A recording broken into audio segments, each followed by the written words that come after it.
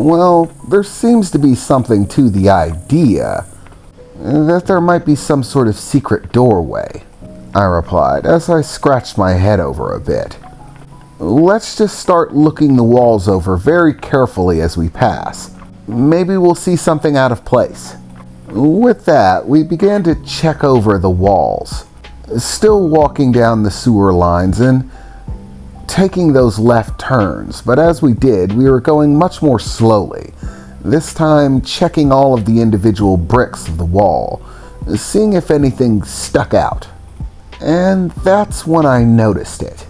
There was a certain segment of wall, and right in front of this wall was, well, what you might call a disturbance in the sand.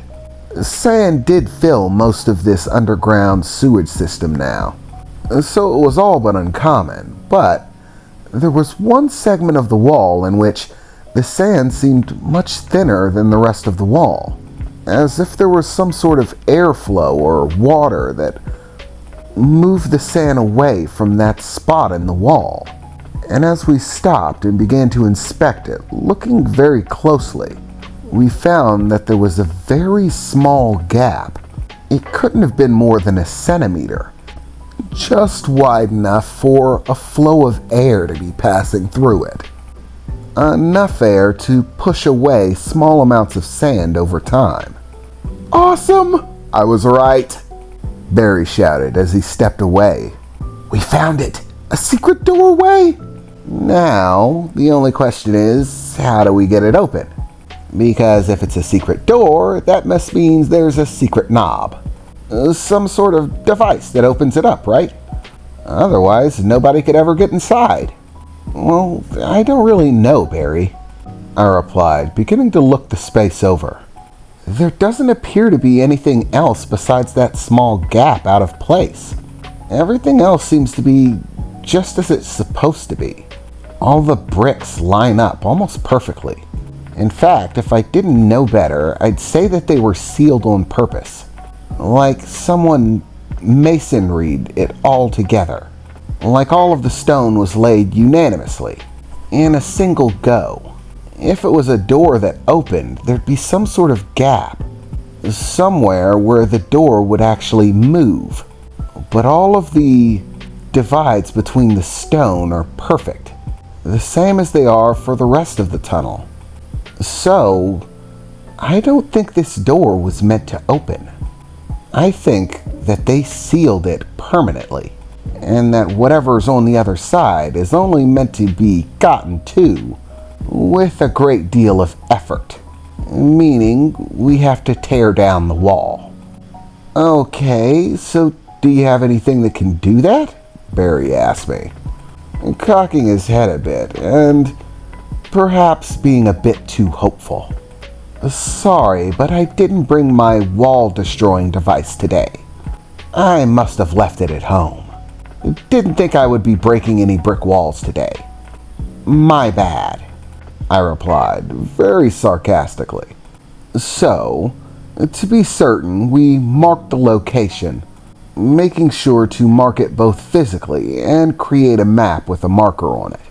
Afterwards, we left for a few days and gathered some resources. Barry's initial idea was just to blow the wall up, asking me if I could just create an explosive that would do it. But I suggested that whatever was inside the sealed room might be a little bit sensitive to an explosion, and perhaps it might be better to take a more tactful approach. As inconvenient as it was, the simplest answer to the problem was to just get a sledgehammer and some pickaxes and work at it. But Barry said, if we're gonna do it, we might as well do it big, asking if I could come up with any devices that might make it a little bit easier. I gave it some thought, and after thinking it over for a few days, I figured out a way that I could limit the amount of physical exertion we had to make, and came up with a gadget to make things easier. Essentially, it was a drill, but the drill wasn't the primary function of how everything worked. Barry didn't quite understand, but I assured him my plan would work. That is, if it were regular brick and mortar. If it were steel, we were going to have a problem. But so long as it's just stone, my little gadget and a sledgehammer should do just fine.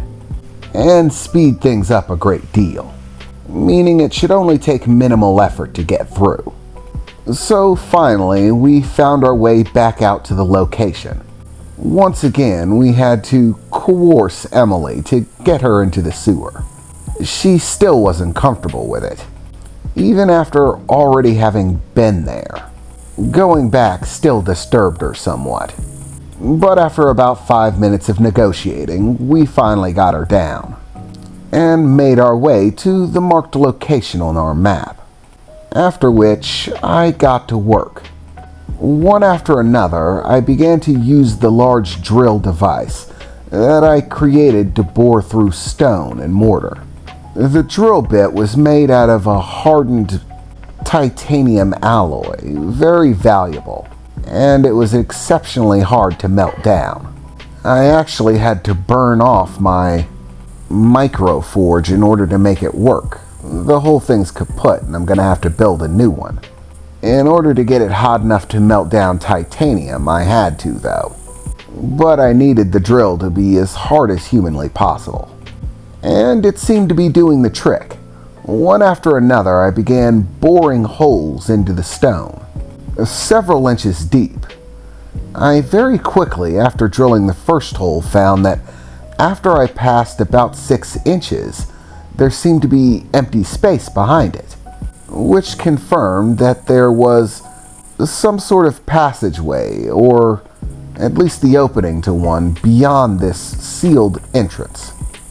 So I continued with the drilling, creating a set of drill holes that lined up into a pattern on the passage entrance. It took me a few hours to do, and finally I finished, taking a deep breath and trying to relax for a moment, sitting down and catching my breath. Okay, I've done my part. You two can handle the rest, I said, wiping a fair amount of sweat off my brow. Even through my headband, I was still sweating pretty heavily. What do you mean you did your part? You didn't do anything. You just drilled some holes, Barry said, holding the sledgehammer. No, I didn't. I told you, it's part of how it works. Listen, all walls, doors, and structures are essentially held up by how solid that individual structure is. But no matter how solid a structure is, if it's made out of a substance that has no give, that can't bend without breaking, then it's possible to create weakness in it. That's what the holes are for. I drilled the holes in very specific places. Based on the pattern that I drilled the holes in, I basically weakened the stability of the entire wall. So, just a few solid hits with a sledgehammer should bring the whole thing down, fairly easily. In other words, I compromised its structural stability, which is kind of integral for a wall. Trust me, just use the sledgehammers, I said, taking another deep breath. Oh, you're the smart guy, so I suppose I'll go with you on it, Barry said, as he turned around, gripping the sledgehammer and preparing for a swing. And don't give up after one swing, I replied. I weakened it. I didn't make it paper. You're still going to have to hit it a bit. Okay, I gotcha, Barry replied. So he spent a few minutes whacking at the wall with the sledgehammer.